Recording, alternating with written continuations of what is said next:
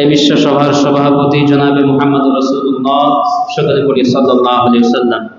মুআজ্জাজ মুহতারাম, জুমার দিন প্রত্যেকটি মুসলমানের উচিত, প্রত্যেকটি ইমানদারের উচিত জুমার দিনকে যথাযথ মর্যাদা দেওয়া, যথাযথ সম্মান দেখানো। জুমার দিনের মর্যাদা সম্মান, সব থেকে বড় সম্মান হলো, মর্যাদা হলো জুমার নামাজকে কদর করা। নিজের সকল কাজ কর্ম, চাকরি বাকরি, আবার কৃষিকাজ যাই থাকুক না কেন, সকল কর্মের মধ্য দিয়েও, সকল কর্মের ফাঁকেও জুমার নামাজের জন্য এক্সট্রা একটা সময় নির্ধারণ করে নেওয়া, নামাজের জন্য একটি সময় আল্লাহর রাস্তায় কোরবানি করে দেওয়া, এটা হলো সব থেকে বড় সম্মান দেখানো জুমার নামাজকে। এজন্য যারা এখনো মসজিদে আসার সুযোগ হয়নি, ভাবতেছেন নামাজ তো হবে 1:30টায়, হুজুর আরো 5 মিনিট লেট করে প্রতিদিন, যাও না। তো এইরকম মন মানসিকতা নিয়ে আসলে ইবাদত হয় না। ইবাদত আপনি করবেন নিজের অন্তর থেকে, মন থেকে, একমাত্র আল্লাহকে রাজি এবং খুশি করবার জন্যে, এবং তার জন্য আমাদের যা কিছু করা লাগে, যদি হারাম খাওয়া লাগে তাও খাবো, নাকি তাও ইবাদত করবো।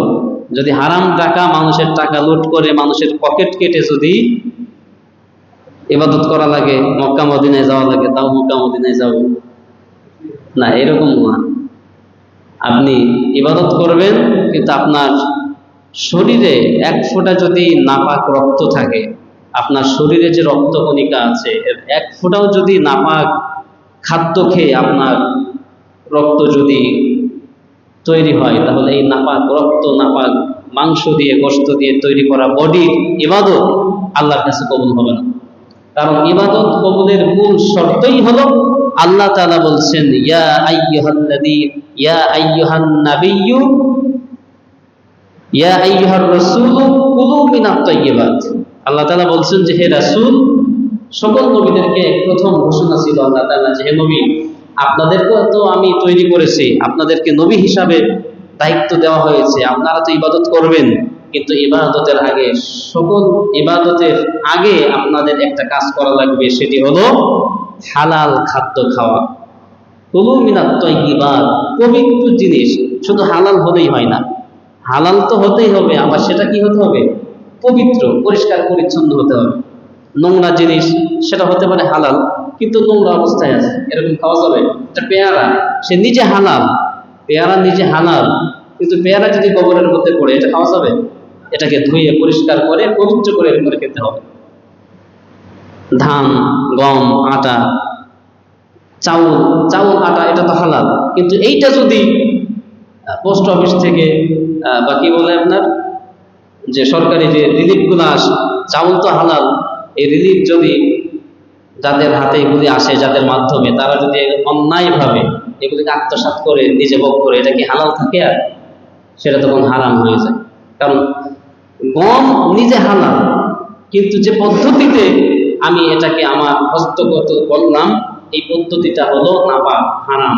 সেজন্য এই গম এখন আমার জন্য, এই চাউল আমার জন্য, এই টাকা, এই তেল আমার জন্য এখন হারাম হয়ে গেল। এই জন্য আল্লাহ তাআলা বলছেন যে নবীগণ, আপনারা ইবাদত করবেন ঠিক আছে, তবে আপনাদের আগে হালাল খেতে হবে, হালাল জিনিস খেতে হবে, পবিত্র জিনিস খেতে হবে, এরপরে আপনি ইবাদত করলে ওই ইবাদত আল্লাহর কাছে কবুল হবে। তো মসজিদে আমরা আজকে কয়েকটা বিষয়, কয়েকটা প্রশ্ন নিয়ে বা কয়েকটা বিষয় নিয়ে আমরা আলোচনা করব, যে বিষয়গুলি আমাদের নামাজীদের জন্য, বিশেষত আমরা যারা মুসল্লি নিয়মিত, আমাদের জন্য খুবই প্রাসঙ্গিক এবং খুবই দরকার, খুব প্রয়োজন। আর যারা মসজিদে খুব বেশি আসে না, সপ্তাহে 1 দিন, মাসে চাঁদে 2-1 দিন, বছরে 2-4-5 দিন, তাদের না জানলেও খুব বেশি সমস্যা হবে না। কিন্তু আমরা যারা নিয়মিত মুসল্লি, যারা নামাজি, আমাদের প্রত্যেককে অন্তত এই বিষয়গুলি একটু জেনে রাখা উচিত। প্রথমে যে বিষয়টি বলতে হয়, যে আমরা যে মসজিদে আসি, মসজিদের একটা আদব আছে। মসজিদের কি আছে? মসজিদের আদব রক্ষা করে আমাদেরকে চলতে হয়। মসজিদের আদব কি? আপনি স্কুলে যাবেন, কলেজ বিশ্ববিদ্যালয়ে যাবেন, সেখানে একটা রুলস আছে, একটা নিয়ম আছে। সেই নিয়মের মধ্যে থেকে সেখানের কার্যকলাপ আমাদেরকে সমাধা করতে হয়। তো মসজিদ হচ্ছে পৃথিবীর মধ্যে সর্বশ্রেষ্ঠ স্থান, সর্বশ্রেষ্ঠ জায়গা, যেটা শুধু ইট পাথরের একটা দালান নয়, এটা হচ্ছে বাইতুল্লাহ। এটা কি বাইতুল্লাহ? বাইতুল্লাহ মানে কি? আল্লাহর ঘর। এটা টাইলস দিয়ে, এটা ইট পাথর দিয়ে আমরা হয়তো তৈরি করেছি যে একটা ঘর, আসলে শুধুমাত্র ইট পাথরের একটা দালান নয়। এটা যখন আল্লাহর জন্য ওয়াকফ করা হয়েছে, তখন এটা হয়ে গিয়েছে বাইতুল্লাহ। এটা আল্লাহর ঘর, আল্লাহর সঙ্গে সম্পৃক্ত হয়ে গেছে। বিল্ডিং দেখেছি যে বিল্ডিং এ 500 কোটি, 5 কোটি টাকা, 10 কোটি টাকা, 20 কোটি টাকা, 100 কোটি টাকা খরচ করে বিল্ডিং হয়েছে, আছে এরকম। কিন্তু তার মর্যাদা সামান্য 2-4-5 লাখ টাকা খরচের ঘরের মতো নয়।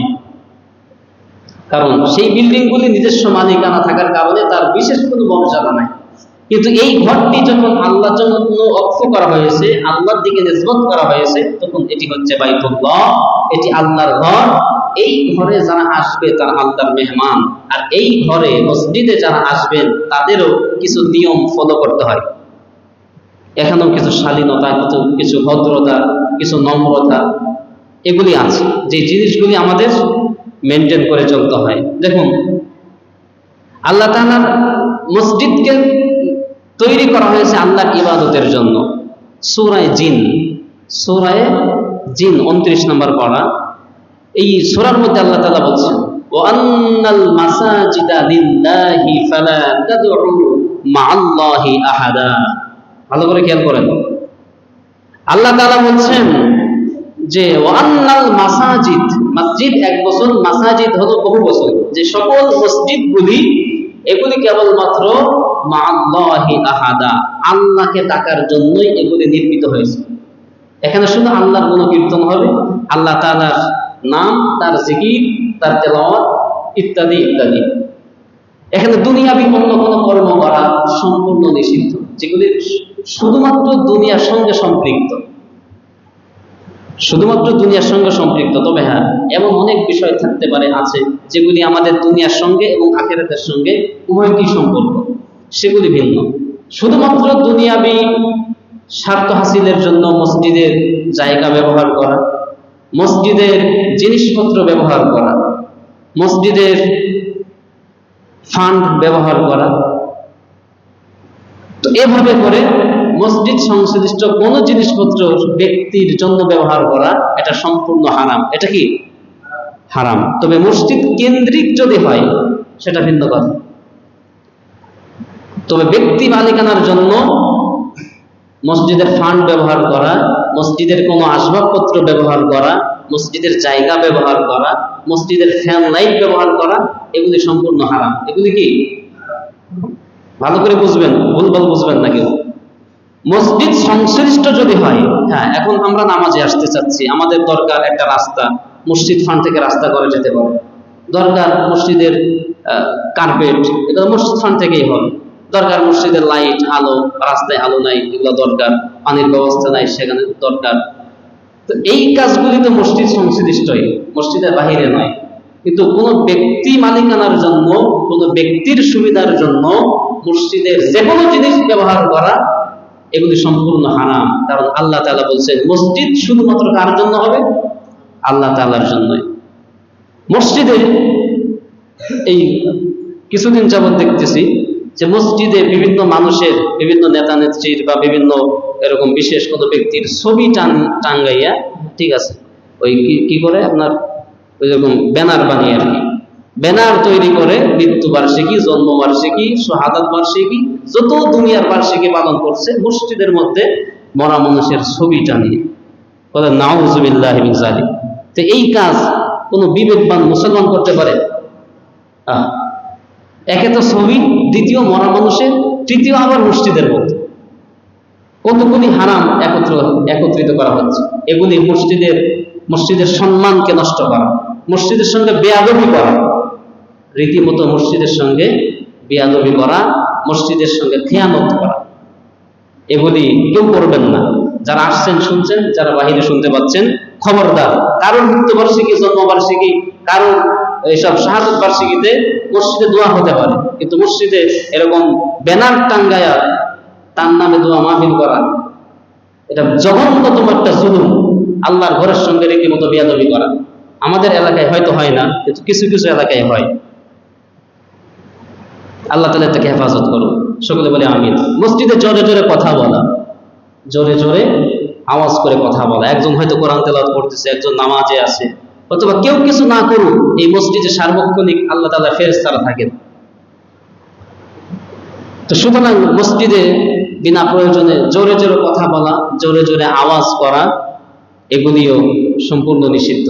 মসজিদ এখানে চুপচাপ, এবং এখানে কথা বললে শুধুমাত্র ইমাম বা খতিব সাহেব তিনি শিক্ষাদানের জন্য, বা তিনিই মাত্র কথা বলার অধিকার রাখেন। দ্বিতীয় অন্য কোনো ব্যক্তি মসজিদে গলার আওয়াজ উঁচু করে কথা বলার অধিকার রাখেন না। শুধুমাত্র খতিব বা ইমাম সাহেব শিক্ষার জন্য, বোঝাবার জন্য কোরআন হাদিসের ইত্যাদি বিষয় দিক নির্দেশনা দিতে পারেন, এই অধিকার শুধুমাত্র তার। এই বিষয়গুলি আমাদের খেয়াল রাখতে হয়, কারণ অনেক সময় এর ব্যতিক্রম আমরা করে ফেলি। আল্লাহ তাআলা হেফাজত করুন। তো তাহলে মসজিদের আদব, যেমন মসজিদে আগে আগে আসা এবং সামনের দিকে কাতার পূর্ণ করে বসে, এটা হলো মসজিদের আদব। কিসের আদব? অনেকে দেখা যায় আসেন আগে কিন্তু বসেন পিছে। তো এই আগে আসার কি দরকার ছিল? আল্লাহর নবী সাল্লাল্লাহু আলাইহি ওয়াসাল্লাম হাদিসের মধ্যে বলছেন যে জুমার দিনের ফজিলত তো ওই ব্যক্তি পাবে যে আগে আগে জুমার জন্য প্রস্তুতি নিয়ে মসজিদে গেল এবং সামনের কাতারে জায়গা নিয়ে সেখানে ইবাদত বন্দেগী করলো, অথবা খুতবা শ্রবণ করলো।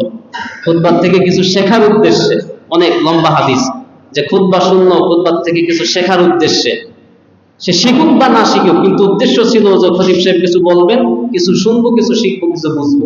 এই মন মানসিকতা নিয়ে যারা মসজিদে আসবে জুমার দিন, তাদের জন্য জুমার দিনের বিশেষ ফজিলত রয়েছে।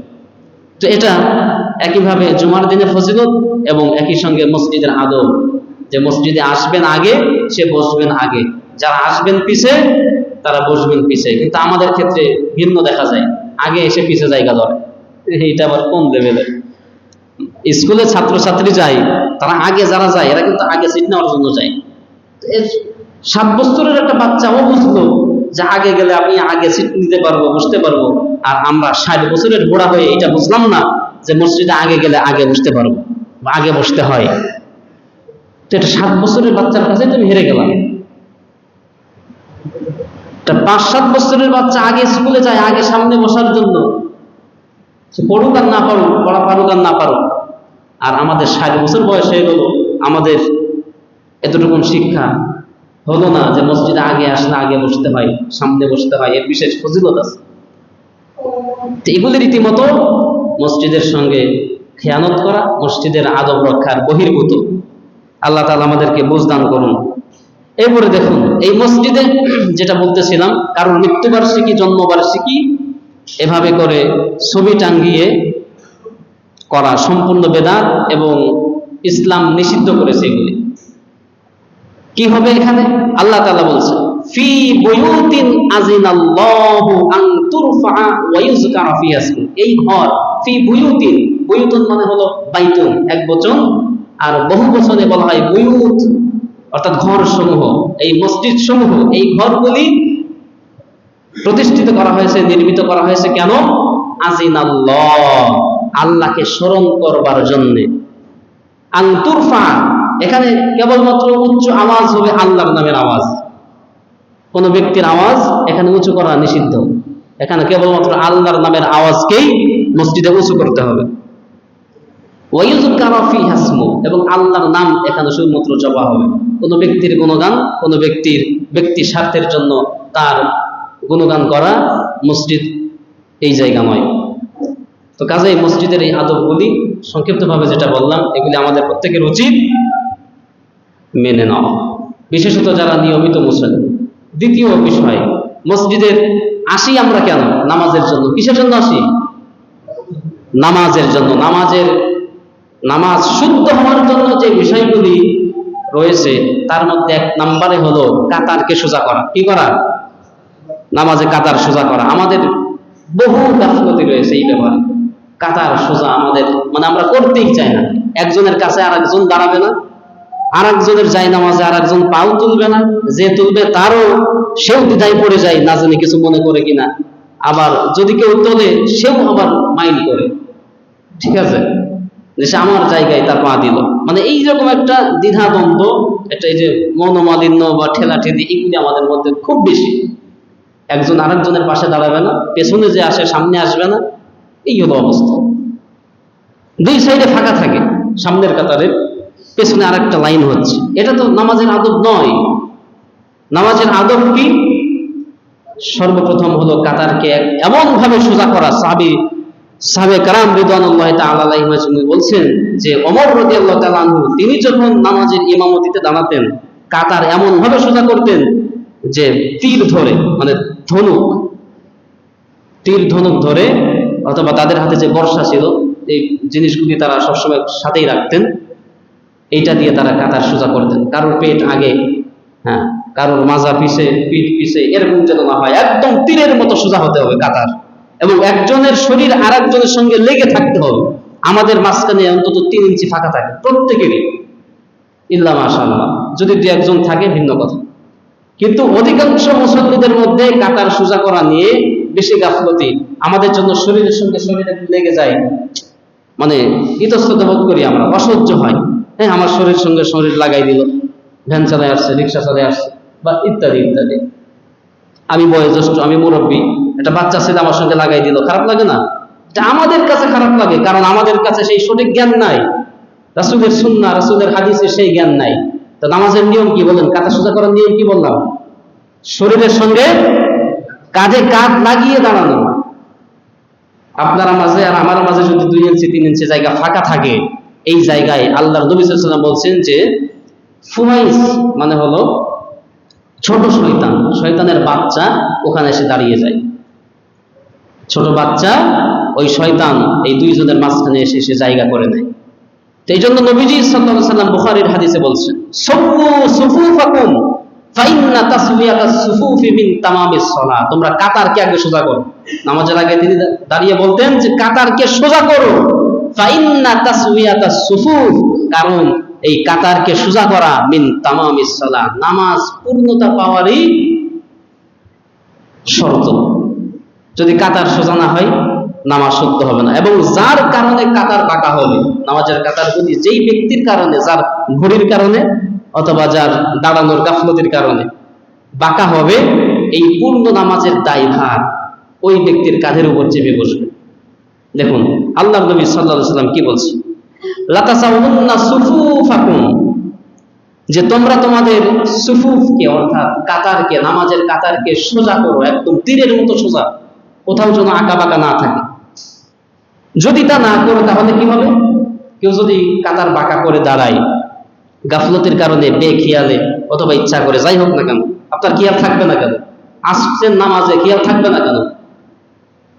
নবীজি বলছেন যে আল্লাহ ইউখালিফান্নাল্লাহা বাইনা ওয়ুজুহিকুম, যদি কাতার কোনো ব্যক্তি ইচ্ছা করে বা বেখেয়ালে এরকম সোজা না করে বাঁকা করে, আল্লাহ তাআলা তাহলে ওই ব্যক্তির মুখমণ্ডলকে ঘুরিয়ে পেছন ফিরিয়ে দিতে পারেন। মানে আপনি কাতার সোজা না করে কোন রকম দাঁড়ালেন নামাজে, আপনার কারণে কাতার বাঁকা হয়েছে, তাহলে আল্লাহ যদি চাইতেন তাহলে ওই ব্যক্তির মাথাটা ধরে এরকম ঘুরিয়ে সামনের দিক পেছনের দিকে দিয়ে দিতেন। কিন্তু আল্লাহ এটা চান না। আল্লাহ চান না যে তার বান্দা বেইজ্জতি হোক।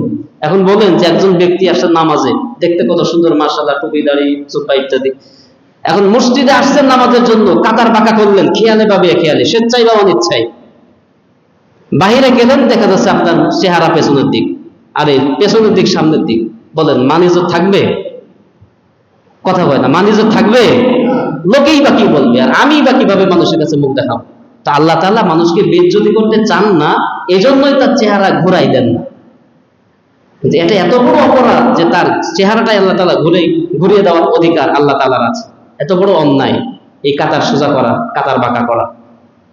তো এই জন্য যখন নামাজে দাঁড়াবো, প্রত্যেকেই নিজ নিজ দায়িত্বে কাঁধে কাঁধ মিলিয়ে, এই যে দাগ দেওয়া আছে, এই জিনিসগুলো খেয়াল করে আমরা কাতারকে সোজা করে রাখবো। এবং একে অপরের সঙ্গে মিলিয়ে, কাঁধে কাঁধ মিলিয়ে, মাঝখানে যেন কোনো ফাঁকা না থাকে, ছোট হোক বড় হোক, কোনো ভেদাভেদ নাই। ছোট বড় যা আছে তাই দিয়ে কাতারকে একদম মিলিয়ে দাঁড়াতে হবে। কাতারের মধ্যে কোনো ফাঁকা রাখা যাবে না, আঁকা বাঁকা রাখা যাবে না। এরপরে আসুন তৃতীয় নাম্বার যে বিষয়টি বলতে হয় সেটি হলো খুবই গুরুত্বপূর্ণ, নামাজ সংশ্লিষ্ট, মসজিদ সংশ্লিষ্ট, যে আমরা নামাজের জন্য প্রতীক্ষা করতে পারি না। সেলুনে যাই চুল কাটতে, দাড়ি কাটতে, মোজ কাটতে, সেখানে 4 নাম্বার সিরিয়াল। এই এক একটা মাথা সারতে অন্তত 25 মিনিট, আধা ঘন্টা সময় লাগে। কিছু না হলেও 20 মিনিটের কমে পারা যায় না। একজন নাপিত সে 20 মিনিটের কমে একটা মাথা শেষ করতে পারে না যদি তাড়াতাড়ি করে। তো এই 20 মিনিট, এই 4 নাম্বার সিরিয়াল 3 কুড়ি কত হয় 60, এই 1 ঘন্টা বসে থাকবে, 1.5 ঘন্টা বসে থাকবে, কোনো সমস্যা নাই। ওখানে বসে মোবাইল দেখতেছে অথবা চা খাচ্ছে বা এমনি বসে আছে, পত্রিকা পড়তেছে, গল্প করতেছে। এই গল্প করতে করতেই 1 ঘন্টা বা 2 ঘন্টা পার হয়ে যায়। তো ওখানে সময় ব্যয় করতে আমাদের কষ্ট লাগে না। কিন্তু মসজিদে এসে যদি দেখি সর্বনাশ 30 সেকেন্ড বাকি আছে, তখনই মাথা খারাপ। আর যদি 30 সেকেন্ড পার হয়ে যায়, মোটামুটি 5-7 জন ইমামতির জন্য খাড়াই যায়, নাকি বলেন?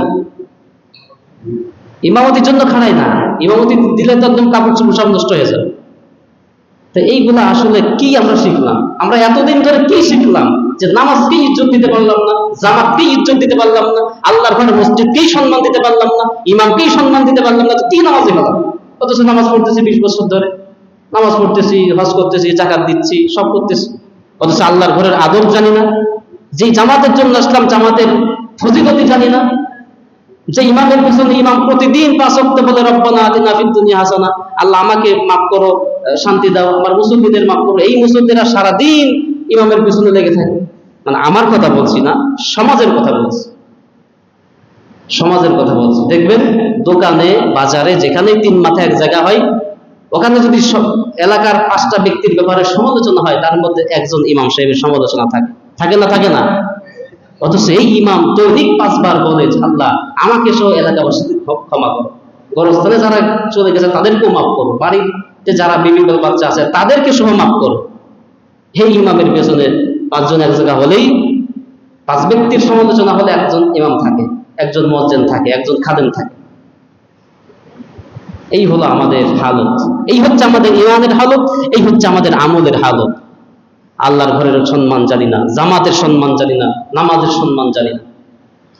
তো আল্লাহর হাবিব সাল্লাল্লাহু আলাইহি সাল্লাম বলছেন যে মসজিদে এসে জামাতের জন্য অপেক্ষা করা, এটা কত বড় ইবাদত, কত বড় ইবাদত। দেখেন আল্লাহর হাবিব সাল্লাল্লাহু আলাইহি সাল্লাম বলছেন যে লা ইয়াজালু আহাদুকুম ফি সালাতি মা দামাতিস সালাতু তাহবিসুহু, মুত্তাফাকুন আলাইহি। অর্থাৎ এই হাদিসটি বুখারী এবং মুসলিম এই দুটি কিতাবেই একত্রিতভাবে আসছে। আল্লাহর নবী সাল্লাল্লাহু আলাইহি সাল্লাম বলছেন যে লা ইয়াজালু আহাদুকুম, কোন ব্যক্তি যদি, তোমাদের, আহাদ মানে কোন ব্যক্তি, আহাদুকুম তোমাদের মধ্যে কোন ব্যক্তি, তোমাদের মধ্যে কোন ব্যক্তি যদি মা দামাতিস সালাত, নামাজের জন্য অপেক্ষা করে, অপেক্ষা করতে থাকে, যার 5 মিনিট 7 মিনিট আছে, জামাত হবে, জামাতের সঙ্গে নামাজটা আদায় করব, এভাবে যদি জামাতের জন্য, নামাজের জন্য অপেক্ষা করতে থাকে, নবীজি সাল্লাল্লাহু আলাইহি ওয়াসাল্লাম বলছেন দা ইয়াজালু, শেষ অংশ তাহবিসুহু, তাহলে সেজন্য কেমন পুরা সময়টি ওই নামাজের মধ্যেই অতিবাহিত করে দিল। সুবহানাল্লাহ। আপনি নামাজের আধা ঘন্টা আগে আসছেন না, আজকে অনেকে আসছে তো 1 ঘন্টা আগে, 12:30টায় আসছে, তার মানে 1:30টায় নামাজ যদি হয়, 1 ঘন্টা আগে আসছে। এই 1 ঘন্টা দাঁড়িয়ে নামাজ আদায় করলে যে সওয়াব হতো, সেই সওয়াব এই যে বসে বসে পাচ্ছেন। সুবহানাল্লাহ। এটা হাদিস, অস্বীকার, অবিশ্বাস, সংশয় রাখার কোনো ফাঁকফোকর নাই। এটা আপনাকে বিশ্বাস করতেই হবে। যদি আপনি রাসূলে বিশ্বাসী হন, আখিরাতে বিশ্বাসী হন, আল্লাহর উপরে বিশ্বাসী হন। এটি স্পষ্ট হাদিস বুখারী এবং মুসলিমের। যদি কোনো ব্যক্তি নামাজের জন্য অপেক্ষা করে, আসরের নামাজ পড়ে কাজ নাই কাম নাই, বাহিরে গেলে শুধু শুধু সময় নষ্ট, মসজিদেই বসে থাকি, এখানেই সে বসে থাকলো, হয়তো গল্পে ছিল, গল্প করতেছে, অথবা একটা বই পড়তেছে, এখানেই বসে আছে যে মাগরিবের নামাজ পড়ে একবারে বাসায় যে চা বিস্কুট খাবো। এই আসর থেকে মাগরিব পর্যন্ত 1-1.5 ঘন্টা সময় নামাজ আদায় করলে যে সব হতো, এই বান্দার আমল নামায় আল্লাহ তাআলা সেই সব দান করে। সুবহানাল্লাহ। নামাজ, এক নামাজ থেকে আরেক নামাজ পর্যন্ত যেই ব্যক্তি নামাজের জন্য অপেক্ষা করতে থাকে, পুরা সময় তার ইবাদতের মধ্যে আল্লাহ তাআলা শামিল করে দেন। তো এর থেকে বড় মানে পাওয়া আল্লাহর কাছে আর কি হতে পারে? এত বড় নিয়ামত, নামাজ না পড়েও নামাজের ইবাদত, সেই সব আমরা পেয়ে যাচ্ছি। এরপরে দেখুন আল্লাহ নবী সাল্লাল্লাহু আলাইহি ওয়াসাল্লাম বলছেন যে শুধু তার নামাজের যে সওয়াব হবে এটাই না, নামাজ না পড়েই যে নামাজের সওয়াব পাবে শুধু এটাই না, এটা তো পাবেই, সেই সাথে আরো বোনাস কি?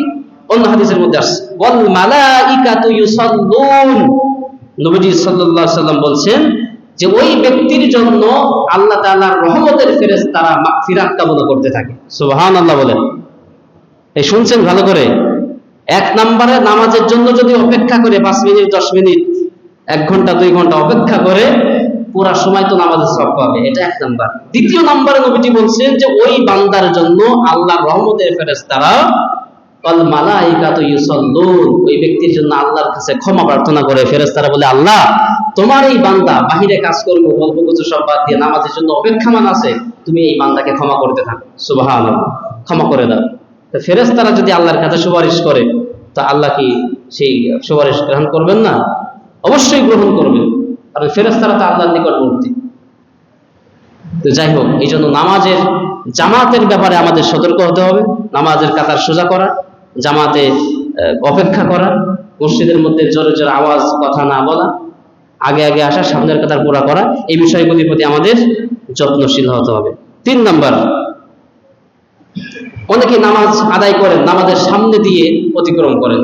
হয়তো আমি ব্যস্ত আছি, আমার পেছনে একজন সুন্নাত নফল পড়তেছে, এখন কি করলাম, আমি কোনোভাবে আর কি ওর সামনে দিয়ে চলে গেলাম। এই বিষয়টি আমাদের হয় না? খুব বেশি হয়, খুব বেশি হয়। কিন্তু এই যে নামাজের সামনে দিয়ে, নামাজি ব্যক্তির সামনে দিয়ে অতিক্রম করা, এটা কত বড় অপরাধ দেখুন। আল্লাহ নবী সাল্লাল্লাহু আলাইহি ওয়াসাল্লাম হাদিসের মধ্যে বলছেন, নবীজি বলছেন যে লাউ ইয়ালামুল মাররু, মাররু মানে হলো যে ব্যক্তি অতিক্রম করছে, চলছে। নবীজি বলছেন যে লাউ ইয়ালামুল মাররু বাইনা ইয়াদাইল মুসাল্লি মাজা আলাইহি, যদি অতিক্রমকারী ব্যক্তি জানতো যে নামাজি ব্যক্তির সামনে দিয়ে অতিক্রম করাটা কত বড় অপরাধ, তাহলে কি হতো যে আইয়াকিফা আরবাঈনা খায়রাল লাহু, তাহলে সে 40 বছর বা 40 মাস বা 40 দিন বা 40 ঘন্টা ইত্যাদির ব্যাপারে বলা হয়েছে যে 40 পর্যন্ত সে ওইখানে দাঁড়িয়ে থাকতো, অপেক্ষা করত, কিন্তু তারপরেও নামাজের সামনে দিয়ে সে যেত না। এখানে রাবি যিনি ওই সাহাবী বলছেন যে আমার এটা মনে নাই যে নবীজি ওখানে আসলে 40 বছরের কথা বলছেন নাকি 40 দিনের কথা বলছেন, না 40 মাস না 40 সপ্তাহ, এটা আমার মনে নাই। তবে সম্ভবত নবীজি 40 বছরের কথা বলছেন। যিনি এই হাদিসটি বর্ণনা করেছেন যে আমি নবীর থেকে এটা শুনেছি, তো উনি বলছেন যে আমার আসলে শব্দটা মনে নাই যে নবীজি 40 বছরের কথা বলছেন নাকি 40 মাস সপ্তাহ বা দিনের কথা বলছেন। তবে আমি ধারণা করি যে নবীজি তখন 40 বছরের কথাটাই বলছিলেন। তো তাহলে দেখেন যে নামাজি ব্যক্তির সামনে দিয়ে আমি অতিক্রম করব, অথচ নবীজি বলছেন যে কত বড় অপরাধ ব্যক্তি যদি জানতো তাহলে 40 পর্যন্ত, বছর দিন বা মাস সপ্তাহ সে ওইখানে অপেক্ষায় থাকতো, বসে থাকতো, এরপরও নামাজের সামনে দিয়ে যেত না। তো আমাদের সামান্য একটু তারা, কেউ হয়তো ফোন দিছে, কেউ হয়তো দাঁড়িয়ে আছে, একটু হয়তো দোকানে যাব, একটু হয়তো কোথাও যাব, এই সামান্য নামাজ পড়তে কয়েক মিনিট সময় লাগবে। সামনে যিনি আছেন ওনার নামাজ পড়তে তো 3 থেকে 4 মিনিট সময়, একটু বসেই নাই থাকলাম। তবে হ্যাঁ, এখানে মাসআলাও আছে, সেটা হলো যদি নামাজি ব্যক্তির একদম স্ট্রেট ফরওয়ার্ড, একদম সামনে যদি থাকে, যেমন যেমন এই যে আমার পেছনে, মানে ইমাম সাহেবের পেছনে যদি নামাজ হয়, ইমাম সাহেব চাইলে উনি যে কোনো এক সাইড দিয়ে চলে যেতে পারেন। মানে আপনার পেছনেই যিনি আছেন ওনার সামনে যদি আপনি থাকেন, আপনি যে কোনো এক সাইডে কেটে পড়তে পারেন। তবে আর তার পাশে যিনি আছেন উনি, তার সামনে দিয়ে ক্রস করা যাবে না। এটা হলো আসল কথা, যে ব্যক্তির সামনে দিয়ে ক্রস করে চলে যাওয়া আর ব্যক্তির সামনে থেকে কেটে পড়া এক জিনিস নয়। তবে উত্তম হলো যে যার পেছনে যিনি নামাজ পড়তেছেন সামনের জন বসে থাকা, অপ্রয়োজনে শুধু শুধু না ওঠা, এটাই হলো উত্তম। এখানে আরেকটি বিষয়, সেটি হলো যারা নামাজ পড়েন তাদেরও একটু চিন্তা ফিকির করা দরকার যে এখন তো জামাত শেষ, তার মানে মুসল্লিদের বের হওয়ার পালা। কারণ আমাদের তো সালাম ফেরানোর পরে মোটামুটি প্রতিযোগিতা শুরু হয়, যে আগে বের হবে তাকে দেওয়া হবে জিলেবি, আর যে লাস্টে বের হবে তাকে দেওয়া হবে খাগড়াই, এরকম কিছু। তো দেখে মনে হয় যে এমনটাই, যে আগে বের হবে সে হয়তো জিলেবি পাবে অথবা বিরিয়ানি পাবে, মানে সালাম ফেরানোর পরে প্রতিযোগিতা শুরু হয়। তো যাই হোক, আমাদের প্রত্যেকের উচিত প্রত্যেকের জায়গা থেকে যে সুন্নাত নফল যখন পড়বো দরজার সামনে, গেটের সামনে, এরকম না পড়ে পিলারকে সামনে নিয়ে, অথবা এই যে সূত্রা দেওয়া আছে কাঠের তৈরি করা, এই জিনিসগুলি সামনে নিয়ে পড়বো, অথবা সামনের কাতারে সুন্নাত নফল পড়বো, এটাই হলো সব থেকে উত্তম, যাতে আমার সামনে দিয়ে আর কেউ যেতে না পারে, সামনে একটা সূত্রা রাখা, এটাই হলো উত্তম। এরপরে এটা সংক্ষিপ্তভাবে বললাম। আরেকটি বিষয় বলতে হয়, একটা প্রশ্ন আসছে আর কি, প্রশ্নের উত্তর দিয়ে ইনশাআল্লাহ শেষ করব। যে আমরা অনেকেই ওই পোস্ট অফিসে বা সঞ্চয় পত্রে টাকা জমা রাখি না, তো এটা আসছে যে পোস্ট অফিস বা সঞ্চয় পত্রে যে টাকা জমা রাখার হুকুম কি, এবং এর লভ্যাংশ আমাদের জন্য ব্যবহার করা বা খাওয়া হালাল নাকি হারাম। আচ্ছা, এটা আমাদের সমাজে আমাদের জন্য বহুল প্রয়োজনীয় একটি মাসআলা জানার জন্য, এবং শুধু জানা না, মানার জন্য। তো আপনি যে টাকাটা রাখলেন, মূল কথা হলো যে টাকাটা আমরা পোস্ট অফিসে অথবা সঞ্চয়পত্র কিনে রাখেন, অনেকে ডিপিএস করে রাখেন এভাবে, তো এটা আমরা কিসের শর্তে রাখি বলেন তো? ওখানে আপনি 5 লাখ টাকা রাখলেন, কিসের শর্তে? যে মুনাফা, সুদের উপরে। মাশাআল্লাহ, সুদের উপরে যে আমি 1 বছর 5 লাখ টাকা রাখলাম, তাহলে 1 বছরে আমাকে হয়তো 20,000 টাকা বা এরকম দিবে। এই যে শর্ত সাপেক্ষে আমি নির্ধারিত একটা অ্যামাউন্টের উপরে, যে আমাকে বছর শেষে আমাকে 20,000 টাকা দিবে 5 লাখ টাকার উপরে, এই যে শর্ত সাপেক্ষে নির্ধারিত একটা অ্যামাউন্টের উপরে যখন আমি টাকা রেখে দিলাম, সঞ্চয়পত্র হোক, এটা ডিপিএস হোক, এটা আপনি যে পেসি হোক না কেন, এই যে বছর শেষে যে টাকাটা দিলেন, উদ্বৃত্ত টাকা 5 লাখের উপরে, এটা সম্পূর্ণ আপনার জন্য সুদ। এটা কিসের টাকা হয়? সুদের টাকা। আর আল্লাহ কি বলছেন দেখেন সূরা বাকারার মধ্যে, আল্লাহ তাআলা বলছেন যে ওয়াজারু মা বাকিয়া মিনার রিবা ইন কুনতুম মুমিনিন, যদি মুমিন দাবি করো, তুমি যে ইমানদার এইটা যদি তুমি দাবি করো নিজেকে, তাহলে ওয়াজারু মা বাকিয়া মিনার রিবা, সুদের যে লেনদেন আছে, যা বকেয়া আছে, এগুলি সব মাফ করে দাও, এটা ছেড়ে দাও, এটা ভুলে যাও, এর দিকে তোমরা পা বাড়িও না, সুদকে না করে দাও। অথচ আমরা বিভিন্ন অজুহাত দেখিয়ে এভাবে টাকা পয়সা রাখি, এবং সেখান থেকে যে প্রফিট আসে বা যে লভ্যাংশ আসে, সেটা দিয়ে মোটামুটি নামাজ, রোজা, হজ, যাকাত ইত্যাদি আমরা করে থাকি। তো এগুলি তো আল্লাহ তাআলা হাদিসের মধ্যে নবীজি বলেছেন যে লা ইয়াকবালু সালাতান, আল্লাহ তাআলা কোন নামাজকে কবুল করেন না ইল্লা তুহুর, পবিত্রতা ব্যতীত, এবং ওয়ালা সাদাকাতান মিন গুলুলিন, কোন হারাম থেকে অর্জন করা সম্পদ যদি আল্লাহর রাস্তায় সদকা করা হয়, দান করা হয়, সেই দানও আল্লাহ তাআলা কবুল করেন না। মানে হারাম পন্থায় যেটা আপনার আসছে, সুদ, ঘুষ, জবরদখল ইত্যাদির মাধ্যমে যেটা আপনি পাচ্ছেন, তো এটা তো হারাম। এই টাকা দিয়ে মসজিদ করেন, মন্দির করেন, বা যাই করেন না কেন, এতে আপনার আল্লাহর কোনো আসা যাবে না, এর কোনো সওয়াব আমি পাবো না। তো এই জন্য যে টাকাগুলি এভাবে ব্যাংকে রাখি আমরা অনেকেই, তো এইভাবে নির্ধারিত অঙ্কের উপরে যখন শর্ত সাপেক্ষে আমরা টাকা রাখি, এটা সম্পূর্ণ সুদ। আর এই সুদ খেয়ে এর সর্বনিম্ন গুনাহ হলো নিজের মায়ের সঙ্গে জেনা করা।